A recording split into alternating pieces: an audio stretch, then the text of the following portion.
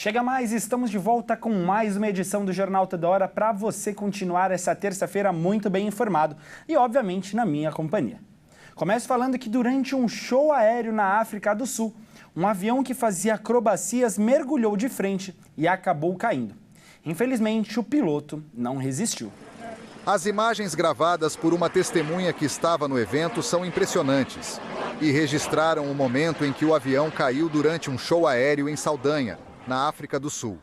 A aeronave fazia uma demonstração de acrobacias aéreas, até mergulhar de nariz e acabar despencando no chão.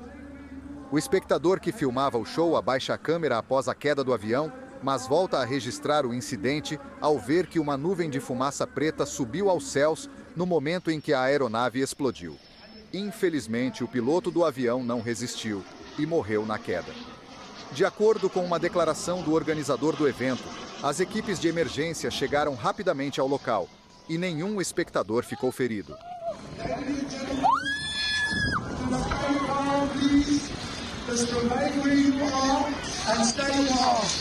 Presidente Lula e a comitiva já estão no Japão para tentar ampliar as parcerias comerciais.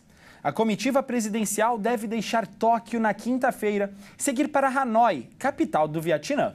Acompanhado dos presidentes da Câmara dos Deputados, Hugo Mota, e do Senado, Davi Alcolumbre, o presidente Lula chegou ao Japão nesta segunda-feira.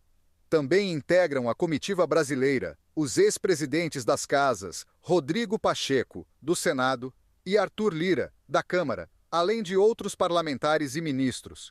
O objetivo da viagem é ampliar parcerias comerciais na Ásia.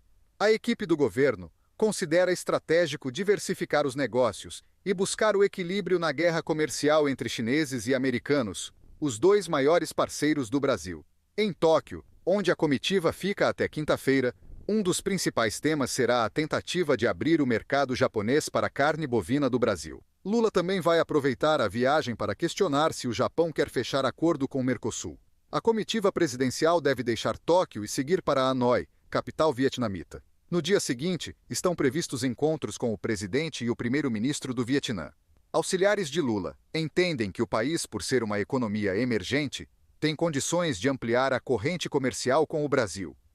O Vietnã é o quinto destino global das exportações do agronegócio brasileiro e tem potencial para ampliar a cooperação bilateral. E uma idosa de 81 anos morreu após ser vítima de um atropelamento no Rio Grande do Sul. O motorista que causou a tragédia foi preso em flagrante e o teste de bafômetro indicou que ele havia ingerido bebida alcoólica. O Diogo Lachman vai trazer mais informações para a gente. Tristeza e consternação marcaram o fim de semana em Rio Grande. A cidade perdeu uma de suas grandes figuras literárias, a professora, escritora, ensaísta e poetisa Aimé Teresa Gonzalez Bolanhos. Aos 81 anos, ela foi vítima de um acidente fatal na Avenida Rio Grande, no Balneário Cassino, no último domingo. A Aimé estava caminhando pela calçada quando foi atingida por uma caminhonete descontrolada. O impacto foi tão forte que ela foi arremessada contra as grades de um edifício. O acidente ocorreu por volta do meio-dia e, infelizmente, a Aimé não resistiu aos ferimentos, falecendo no local. O motorista da caminhonete, de 34 anos, foi submetido ao bafômetro, que registrou 0,51 miligramas de álcool por litro de sangue, configurando crime de embriaguez ao volante. Ele foi preso em flagrante e encaminhado à delegacia de polícia civil. Nascida em Cuba, a Aimé se naturalizou brasileira e se dedicou à literatura e à educação. Chegou ao Brasil em 1997 e passou a lecionar na FURG, onde se tornou uma referência. Seu trabalho acadêmico focava nas temáticas femininas, na poesia contemporânea latino-americana e na literatura cubana da diáspora. Agora, vamos ouvir as palavras da reitora da FURG, Suzane Gonçalves, sobre a perda de Aimé e o impacto dela na nossa comunidade acadêmica e literária. O sentimento da perda ele é sempre um sentimento de tristeza e de dor, mas nas circunstâncias do acidente em que tirou a vida da professora Aimé, um motorista alcoolizado e numa brutalidade, hoje a comunidade universitária, ela, embora seja um dia em que nós estamos recebendo os novos estudantes, porque hoje inicia o semestre, todos hoje estão com aquele sorriso amarelo, como se diz, né? Não tem como nós não estarmos sentindo a perda dela e impactados com o tamanho da violência com que foi o acidente que tirou a vida da professora Aimé. Ela era ainda, como eu disse, muito ativa. Então, assim, os grupos que trabalham com a literatura, principalmente externos, inclusive, da universidade, estão todos consternados com essa perda, porque ela era uma pessoa ativa, participativa e continuava escrevendo, né? E ontem aconteceu a eleição para a presidência da CBF, a entidade máxima do futebol brasileiro, que contou com apenas um candidato. Obviamente, com 100% dos votos, Edinaldo Rodrigues foi reeleito na presidência da entidade. E Edinaldo Rodrigues foi reeleito para mais um mandato na presidência. Ele está no cargo desde 2021 e foi o único candidato na eleição. O ex-jogador Ronaldo era outro interessado, mas retirou a sua candidatura no início do mês. Na reunião realizada na sede da CBF, houve 100% da presença e de votos a favor do Edinaldo. O Conselho Fiscal também foi aprovado pelas instituições.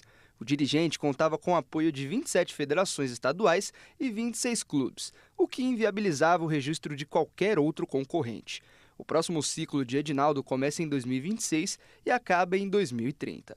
A entidade máxima do futebol brasileiro foi criada em 1914 como Confederação Brasileira de Desportos, a CBD, e foi rebatizada para a Confederação Brasileira de Futebol, a CBF, em 1979, após um pedido da FIFA que exigiu que todas as federações filiadas fossem voltadas exclusivamente para o futebol. Na história recente, a CBF passou por polêmicas com casos de corrupção, prisões e críticas. Um dos casos mais midiáticos é o de Ricardo Teixeira. Ele ficou mais de 20 anos à frente da confederação e viu o Brasil conquistar as Copas do Mundo de 1994 e 2002. Mas seu legado ficou marcado por escândalos. Em 2019, Ricardo Teixeira foi banido pela FIFA em caso de suborno. Segundo a CBF, ele recebeu quase 8 milhões de dólares em propinas por contratos de competições.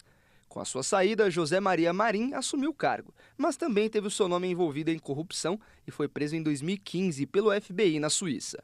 Na sequência, Marco Polo Del Nero se tornou presidente da CBF e também teve o seu nome ligado ao caso de corrupção na FIFA e banido das atividades do esporte. Por enquanto é só, essa edição do Jornal Toda Hora fica por aqui. Eu volto daqui a pouco às 2h50 com mais notícias para você continuar muito bem informado. E se você perdeu alguma coisa, alguma das nossas edições, é só ir em nosso canal no YouTube, acessar, assistir quantas vezes você quiser e continuar sempre muito bem informado, porque lá a informação não para. Espero você na próxima edição, tá bom? Fiquem com Deus. Tchau, tchau.